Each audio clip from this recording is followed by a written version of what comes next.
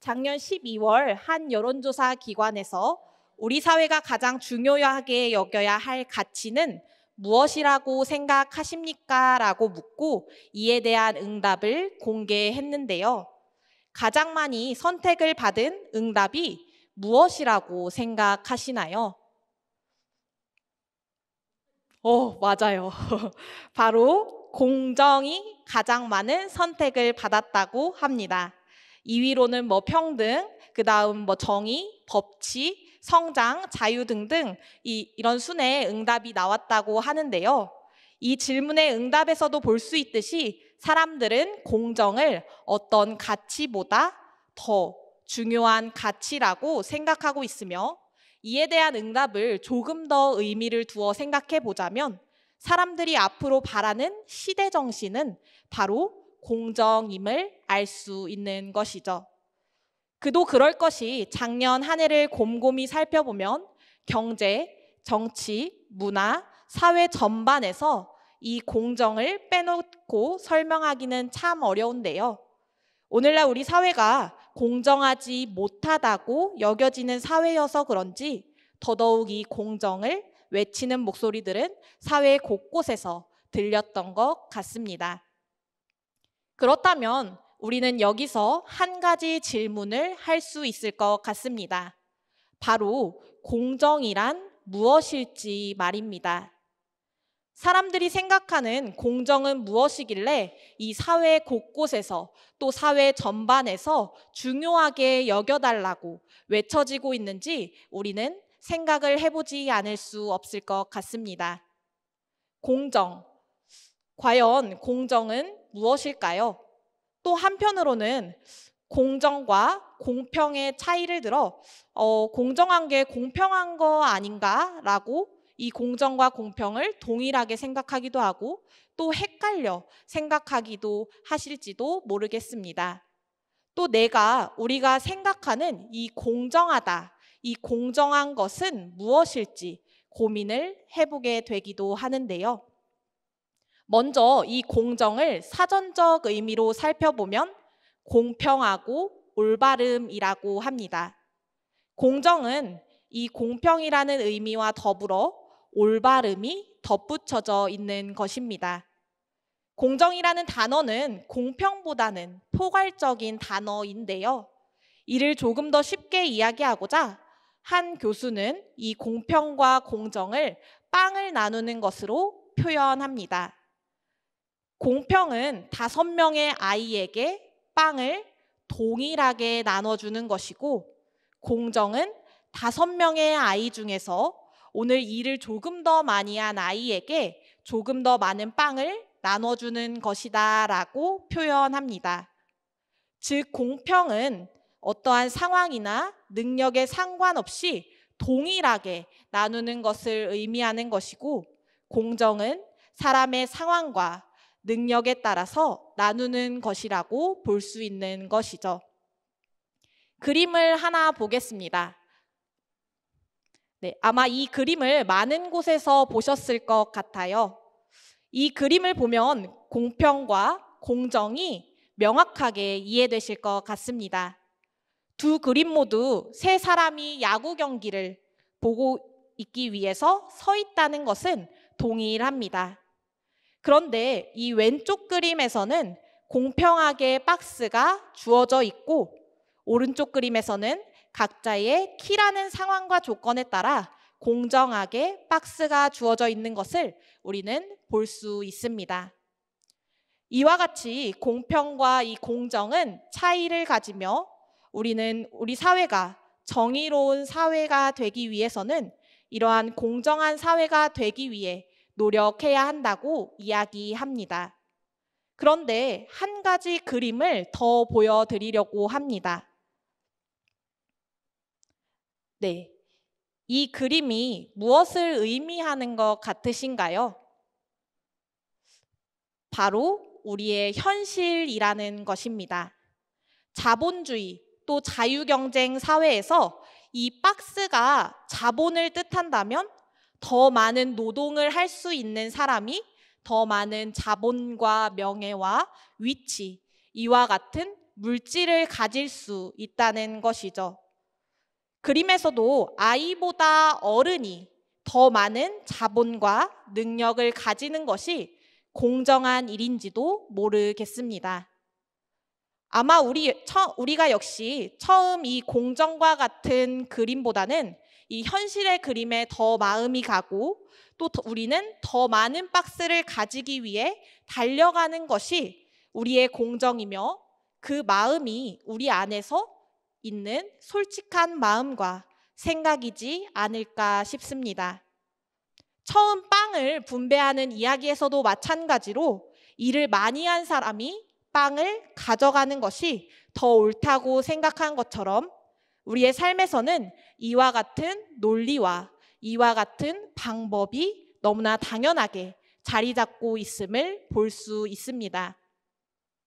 왜냐하면 오늘날 우리가 돈을 그리고 물질을 소유하는 방법이 이와 같기 때문일 것입니다. 우리의 능력에 따라 주어지는 돈과 명예들이 당연하다고 생각되어지고 있지요.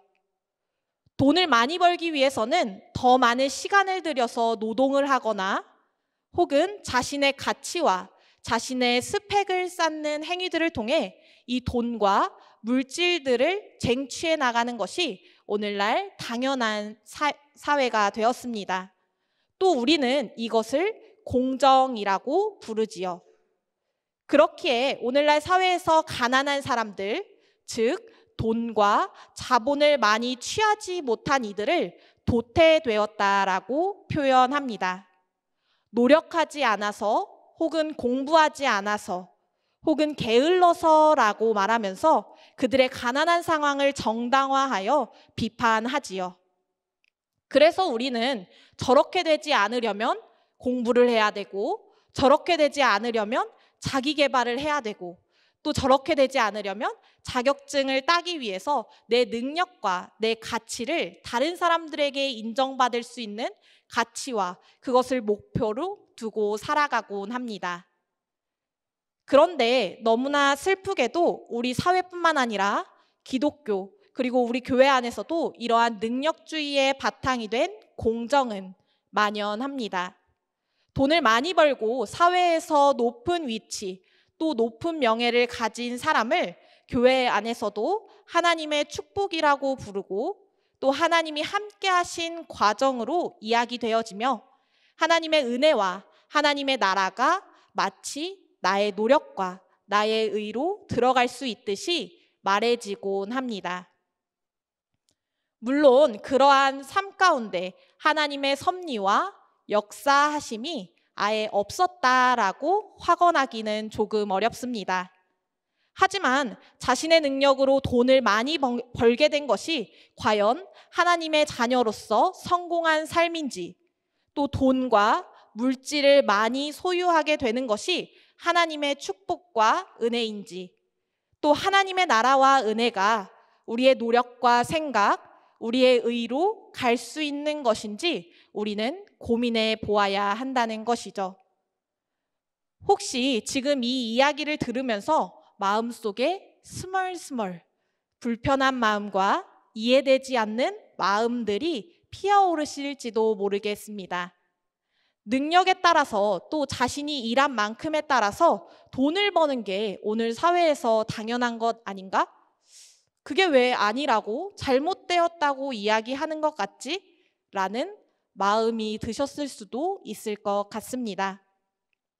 그런데 이와 같이 불편한 마음이 오늘 우리뿐만 아니라 오늘 말씀에 등장하는 포도원 품꾼의 마음에도 들었던 것 같습니다. 왜냐하면 이들도 불편하고 공정하지 못하다고 생각하여 주인에게 이를 따지고 있기 때문입니다.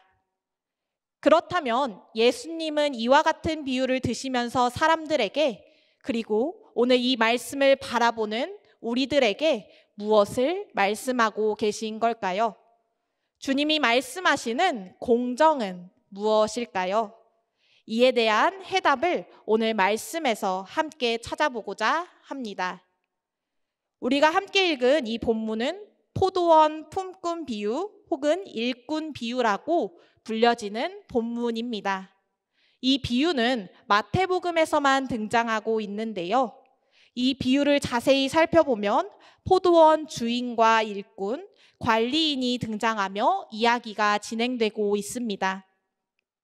말씀의 첫 시작인 1절을 살펴보면 포도원 주인이 포도원에서 일할 일꾼을 구하러 나가는 것에서부터 이야기가 시작됩니다. 우리 함께 1절 말씀 읽어보도록 하겠습니다. 천국은 마치 품꾼을 얻어 포도원에 들여보내려고 이른 아침에 나간 집 주인과 같으니. 여기서 품꾼은 일용직 노동자 또 일일 노동자들이었습니다. 이 당시 일일 노동자들은 로마 제국의 착취와 경제적 억압 속에서 가장 억압당하고 수탈당하는 이들이었습니다. 이 당시 일일 노동자들의 수는 그 당시 노예들보다 훨씬 많았으며 이들은 땅을 소유하지 못했기에 하루 품삯인 평균 1데나리온으로 생활을 유지하고 하루 벌어 먹고 사는 삶을 살 수밖에 없었습니다. 그리고 이것도 일자리를 구했을 때야 망정이지 일자리를 구하지 못하게 되면 자신의 삶을 영위하지 못할 정도로 위태롭게 되었지요. 이러한 상황 가운데 처해 있는 일꾼들을 오늘 포도원 주인은 총 5번에 걸쳐 이들을 고용하기 시작합니다. 본인이 이른 아침 직접 나서서 말입니다. 먼저 대략 오전 6시쯤 해가 뜨자마자 주인은 품삯 1데나리온으로 일꾼들과 합의하여 그들을 자기 포도원에서 일하도록 고용합니다. 그리고 나서 이 포도원 주인은 3시간이 지난 후 제3시 한 오전 9시쯤 다시 나가 장터에 있는 사람들을 다시 한번 고용합니다. 그리고 그들에게도 적당한 품삯을 주겠다고 약속하죠. 그리고 주인은 이에 그치지 않고 제6시 정오쯤에 또 제9시인 오후 3시에도 각각 나가 품꾼을 고용하게 됩니다. 그리고 마지막으로 하루 일과가 다 끝나기 전 1시간 전인 제11시라고 표현되는 오후 5시에도 장터로 나가 이 품꾼들을 고용하고자 합니다. 우리 6절과 7절 말씀 함께 읽어보도록 하겠습니다. 제11시에도 나가보니 서 있는 사람들이 또 있는지라. 이르되 너희는 어찌하여 종일토록 놀고 여기 서 있느냐. 이르되 우리를 품꾼으로 쓰는 이가 없음이니이다. 이르되 너희도 포도원에 들어가라 하니라. 주인은 그들에게도 포도원에 들어가 일을 하라고 말하며 마지막까지 남아있는 자들을 고용하게 됩니다. 주인의 고용의 이유는 단 한 가지, 일이 없어 서 있는 자들을 보았기 때문입니다. 포도원 주인이 만약 일을 빨리 끝내기 위해 품꾼들을 고용했다면 한 번에 모든 품꾼들을 고용했을 것입니다. 하지만 이 포도원 주인이 이를 5번에 걸쳐 고용한 이유는 실업 상태에 있는 이들에게 일을 주기 위함이었습니다. 하루 벌어 먹고 사는 이들에게 생계를 유지할 수 있도록 한 것이었지요. 즉 이들이 일을 잘하기 때문에 혹은 능력이 뛰어나기 때문이라는 개인의 이유나 개인의 능력 때문이 아닌 일꾼으로 이 고용된 이유는 전적으로 포도원 주인에 의해서 이루어졌으며 그 고용 방식은 누구에게나 동일하게 주어진 것이지요. 그리고 이와 더불어 포도원 주인의 고용 방식뿐만 아니라 주인의 임금 지불 방식 또한 우리의 눈에 들어오게 됩니다. 포도원 주인은 모든 일꾼들에게 하루의 품삯을 모두 동일하게 1데나리온씩 지급합니다. 하지만 먼저 온 자신이 조금 더 받을 것을 내심 기대하고 있던 이 처음에 온 일꾼은 동일하게 임금을 받자 자신의 노동 시간을 이야기하면서 주인에게 투덜거리기 시작합니다. 그 이유는 1시간밖에 일하지 않았는데도 온종일 수고한 우리들과 똑같이 대우하였다는 이유에서였습니다. 왜냐하면 처음부터 일하던 일꾼에게 이 공정한 임금 지불 방식은 일한 만큼의 급여를 받아야 하는 것이었으며, 이와 같은 공정함으로 대우하지 않은 주인에게 거센 원망과 반발을 하였던 것이었죠. 하지만 이 포도원 주인은 이러한 반발에 뭐라고 이야기하고 있습니까? 일꾼들에게 이 한 데나리온의 계약을 상기시키면서 그 계약을 이행한 자신의 행위를 정당화합니다. 나중에 온 자들에게도 동일하게 임금을 지불하는 것이 선한 자신의 뜻임을 명백하게 밝히면서 말입니다. 이 포도원 품꾼 비유는 우리에게 처음부터 일하던 이 일꾼들의 공정은 무엇이었는지, 그러나 포도원 주인에게는 이 공정이 무엇이었는지 우리에게 발견하도록 합니다.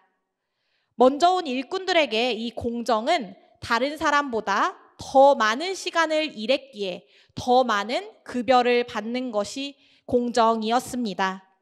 자신의 능력과 자신의 힘을 들였기에 더 많은 보상을 받고자 하였던 것이었죠. 하지만 주인의 공정은 이와는 조금 달랐습니다. 오늘 16절 말씀에서 이를 잘 설명하고 있는데요. 우리 함께 16절 말씀 세 번역으로 함께 읽도록 하겠습니다. 이와 같이 꼴찌들이 첫째가 되고 첫째들이 꼴찌가 될 것이다. 아멘. 주인의 모습은 사람들과의 공정과는 달랐습니다. 지금까지 공정이라고 말하는 세상의 모든 것들을 뒤집어 전복시키고 있습니다. 먼저 주인은 자신이 직접 고용할 일꾼들을 찾아 나섰습니다. 그리고 이들에게 어떠한 능력이나 외형적인 모습에 의해서가 아닌 어떠한 이유도 없이 일과 임금을 제공했으며, 부름에 응한 이들 모두를 쓰임받는 자가 되도록 만들었습니다. 그리고 아울러 이들에게 어떠한 조건도 없이 모두 동일한 임금을 지불해 주었습니다. 이러한 주인의 모습은 오늘 우리와 함께 하시는 하나님을 떠올리게 합니다. 또한 하나님이 부어주시는 은혜를 기억하게 합니다. 하나님은 우리를 직접 찾아주셨고 우리를 사랑의 눈으로 발견하여 주셨습니다. 또한 하나님은 우리를 아무런 이유 없이 주님의 자녀라고 불러주셨고, 조건이나 능력, 우리의 노력, 또한 신앙생활의 길고 짧음, 이 모든 것이 상관없이 우리에게 동일한 은혜를 부어주셨으며 지금도 우리에게 부어주시는 중이십니다. 하나님은 모든 이들을 하나님의 자녀라고 불러주시고 이 땅 가운데 가난한 자, 소외된 자들까지 하나님의 사랑을 보여주셨습니다.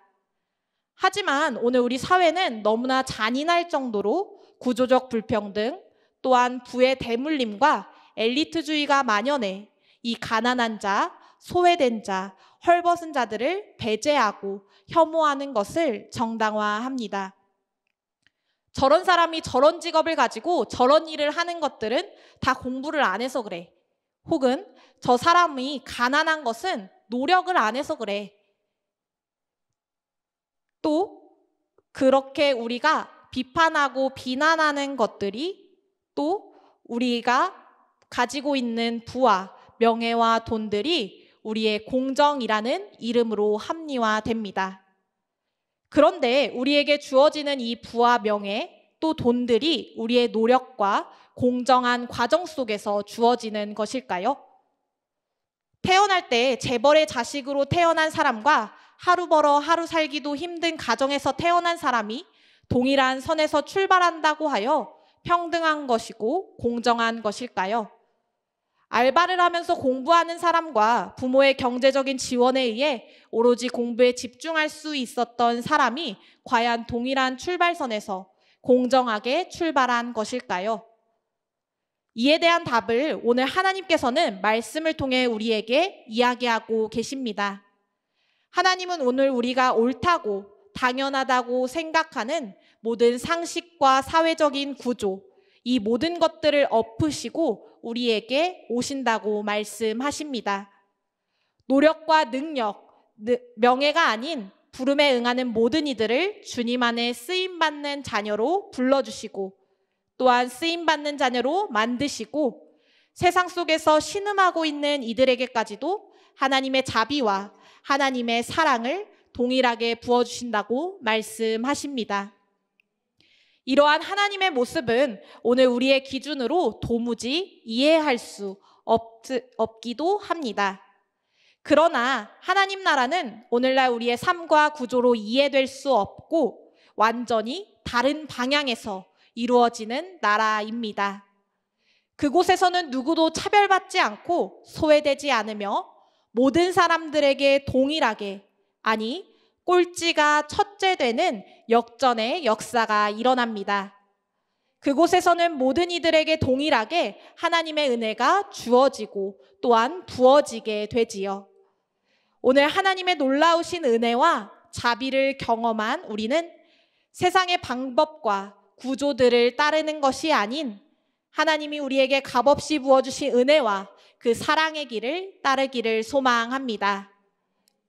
선하신 하나님은 오늘도 어떠한 이유나 어떠한 조건 없이 모든 이들을 찾아 나서시는 중이십니다. 그 하나님의 부름과 그 가운데 부어주실 하나님의 은혜를 기대하며 걸어나가는 우리 모두가 되기를 소망합니다.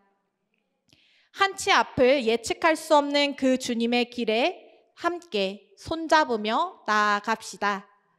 앞을 몰라 불안한 길이 아니라 우리에게 매 순간 펼쳐져 보여주실 주님의 그 길을 설렘 속에 함께 걸어가길 원합니다. 돈을 많이 벌고 사람들에게 높임받는 인생이 아니라 또 세상의 기준을 따라가는 삶이 하나님의 은혜로 성공하는 삶이라고 착각하는 삶에서 떠나 세상의 꼴찌가 첫째 될 것이다 라고 복음을 선포하신 주님의 은혜와 그 가운데 아파하고 신음하는 모든 이들에게 또한 그들과 함께하는 우리가 되기를 소망합니다.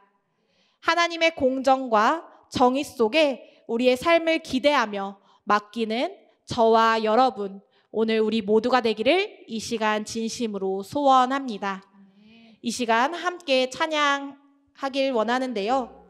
오늘도 우리를 불러주시고 우리를 선한 능력으로 안아주시며 우리에게 크신 은혜를 부어주시는 하나님을 찬양하길 원합니다.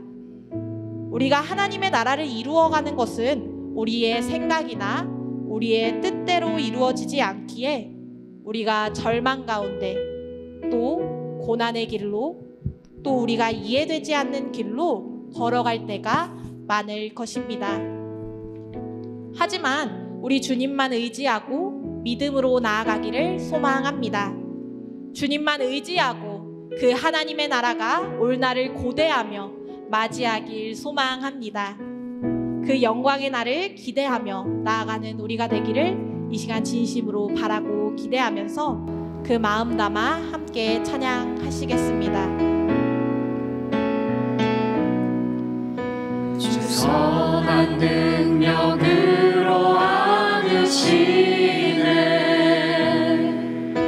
그 크신 팔로 날 붙드시네 절망 속에도 흔들리지 않고 사랑하는 주 얼굴 구하리 주 선한 능력으로 안으시네 주 선한 능력으로 안으시네 그 크신 팔로 날 붙드시네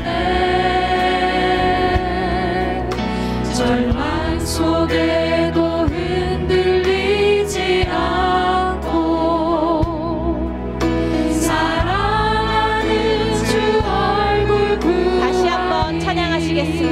주 선한 능력으로 안으시네. 주 선한 능력으로 안으시네. 그 크신 팔로 날 붙드시네. 절망 속에도 흔들리지 않고 사랑하는 주 얼굴 구하리. 선한 능력으로 일어서리. 선한 능력으로 일어서리. 주 안에 지하리 믿음으로. 우리 몸의 안에 주 오실 그날 영광의 새날을 맞이하리.